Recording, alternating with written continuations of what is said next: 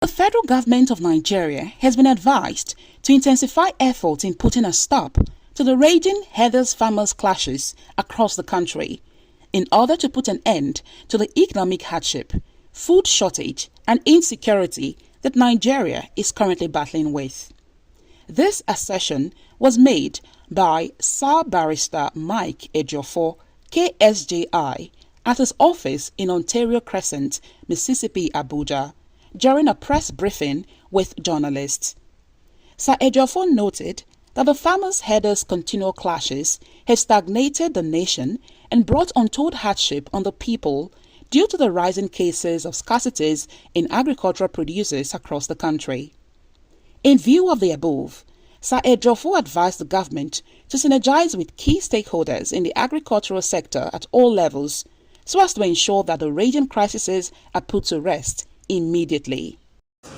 Well, it's a very big challenge because they say that a hungry man is an angry man. And I pray that the citizens don't just get to the point of getting angry and carry out some unnecessary action. I believe that the government, to ameliorate this problem, should first of all put in measures to check the insecurity in the country. Because as a matter of fact, it's as a result of the insecurity that people can no longer go to farm. And the herders, the farmers clash, coupled with the rising cost of production. You can see that as long as these things are not checked, the prices of food will continue to skyrocket.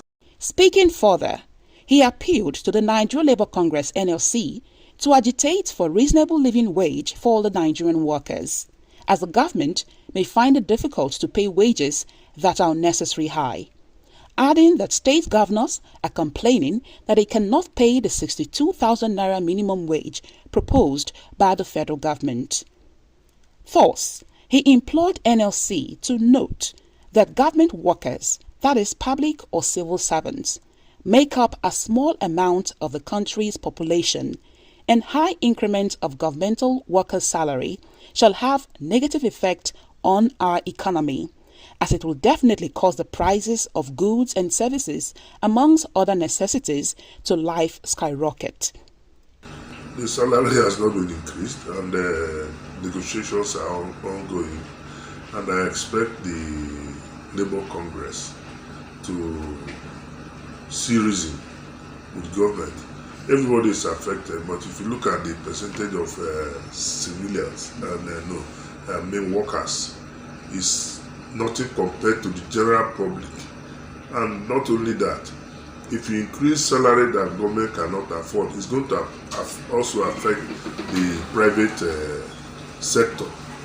I'm sure most private sector cannot even afford payment of the new increase as being demanded by labor.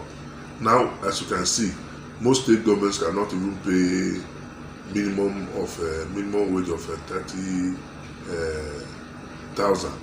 Then you're talking of increasing it. So governors are already protesting the 62,000 proposed by federal government.